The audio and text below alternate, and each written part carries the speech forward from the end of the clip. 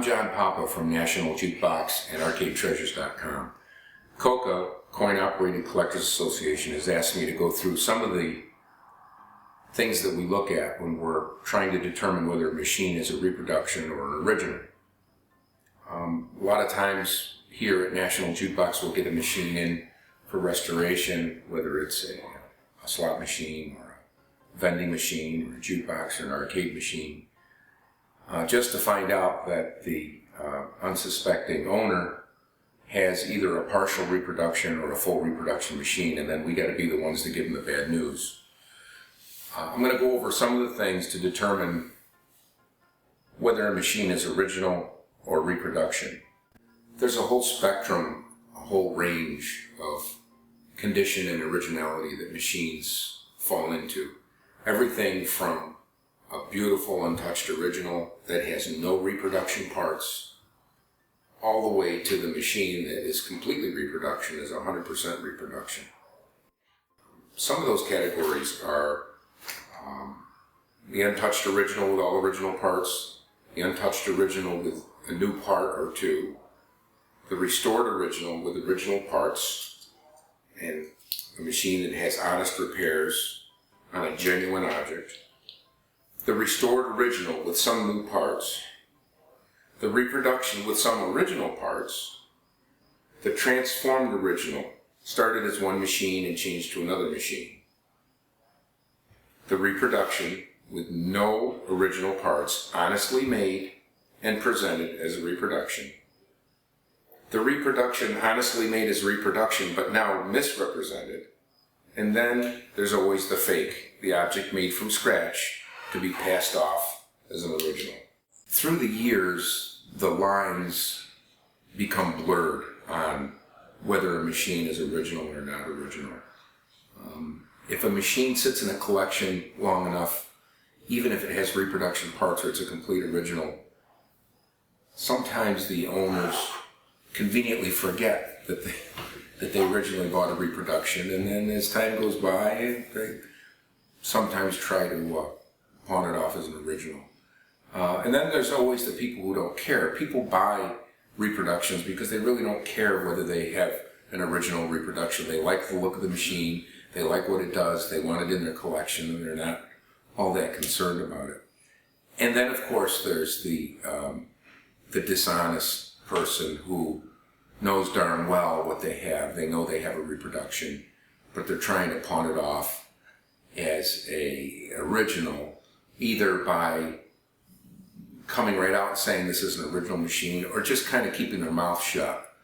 That happens quite a bit, and hoping that the unsuspected buyer doesn't really know what they're buying and isn't paying attention much.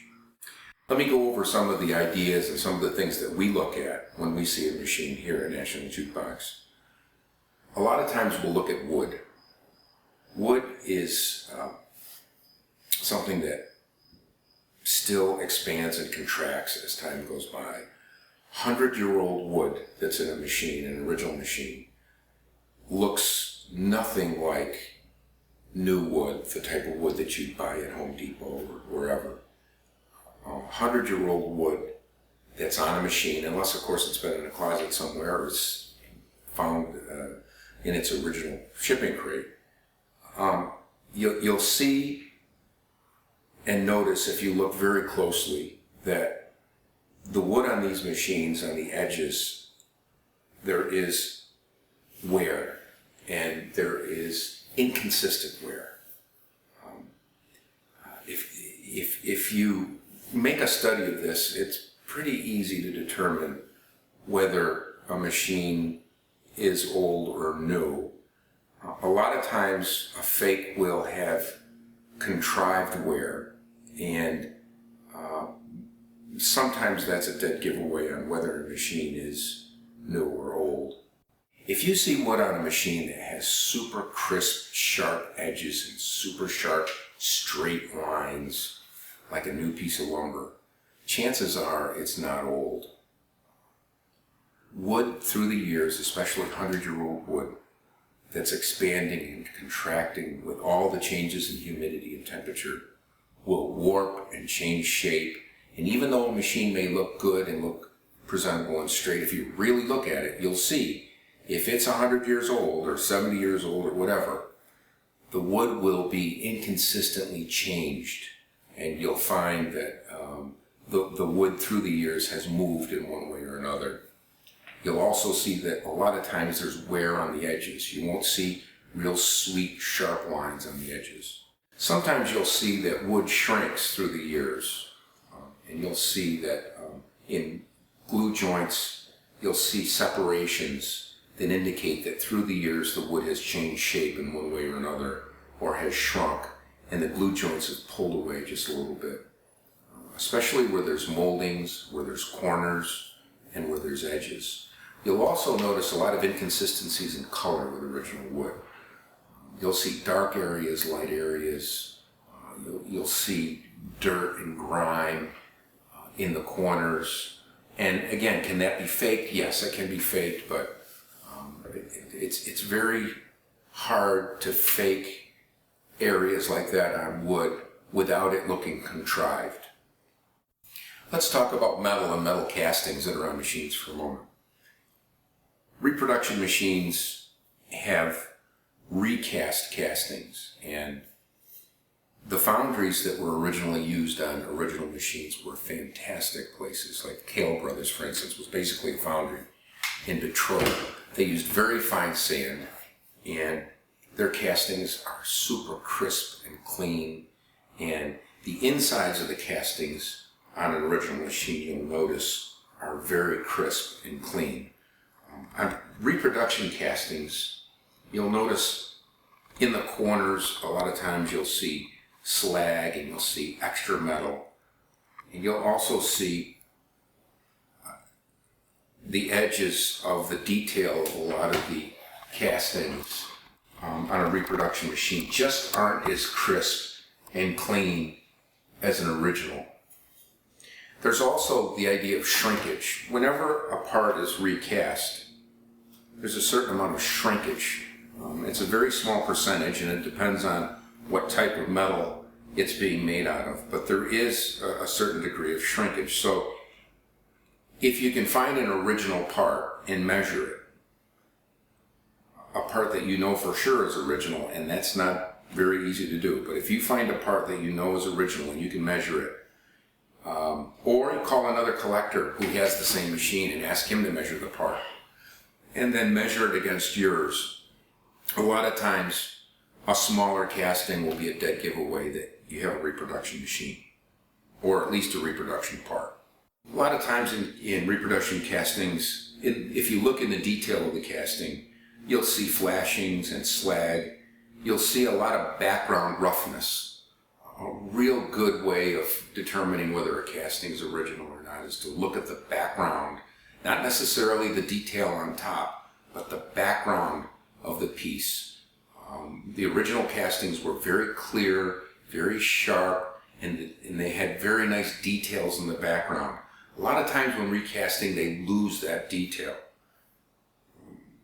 There's also pinholes. You'll find pinholes in reproduction castings. You'll find voids where there should be metal and there isn't metal.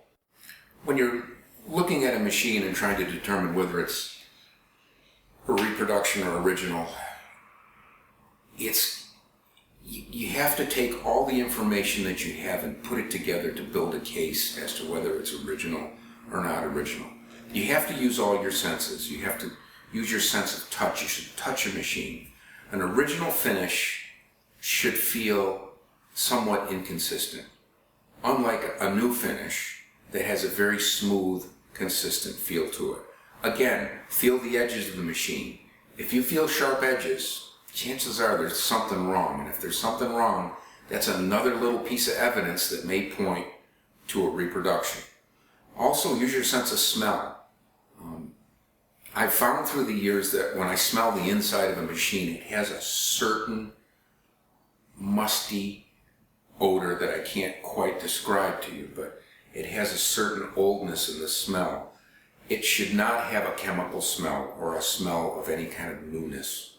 There's a few dead giveaways I want to go through that again will help you build your case on whether your machine is original or not original. Sometimes people who fake a machine will paint the inside of the machine, because when you look at the inside of the machine, it really, an original machine will show its age on the inside, because there's usually no finish on the inside of those machines, and an unfinished piece of wood that's 100 years old will take on a certain characteristic that's quite obvious. So what fakers will do is they'll paint or stain the inside of the machine. 90% of the machines that were built back in the turn of the century all the way up to the 30s were never stained or finished on the inside. So if you see paint or stain on the inside of the machine, you may want to take a better look at it, because that's one indication that you may have a problem. The other dead giveaway is, I talked earlier about the lines of the machine and the feel and the touch of the machine on the edges. If you have super sharp edges, you probably have a problem and you want to take a closer look at that machine. Another problem with fake machines is vibrant colors. A lot of these machines have paint on them and finish, and they have paperwork, and they have advertising on them and that sort of thing. If you have something that has really vibrant colors that look very fresh, again, you may have a problem. Machines that I see, that I have seen through my career, that are truly 80 to 100 years old, really don't have any vibrant colors at all. Everything has dulled down to the point where there is no vibrant, brilliant colors to see. The other thing you may want to look for is, in a dead giveaway situation, the wrong materials. A lot of fakers will get lazy and not use the exact species of wood that was originally used.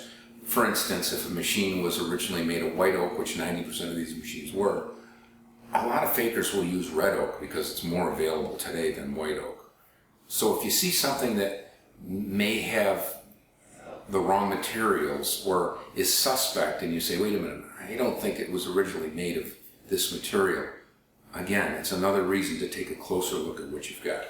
Another thing that could point to problems in your machine is new hardware. Take a close look at the screws, hinges, washers, and all the hardware, all the fasteners that hold the machine together. And if you see a lot of new hardware, or hardware that looks from the past 20 or 30 years, you again may have a problem. Now, it's possible that hardware was changed through the years, but if you've got new hardware on a machine, you want to take a closer look at it, because this may point to some problems. When I'm looking at a machine, I look for, and it's hard for me to explain, but I'm looking for a consistent inconsistency. I'm looking for wear patterns that make sense in the machine. People put their hands on machines when they're using them, and you'll see a lot of times a wear pattern where people through the years, if the machine's been played 10,000 times, it's going to have a certain wear pattern on where people touched it or put a coin in or that sort of thing. In the finish, you're looking for a consistent inconsistency. In plating, in the metal, in the paperwork, in the inside of the machine, the mechanics, you're looking for a consistent inconsistency.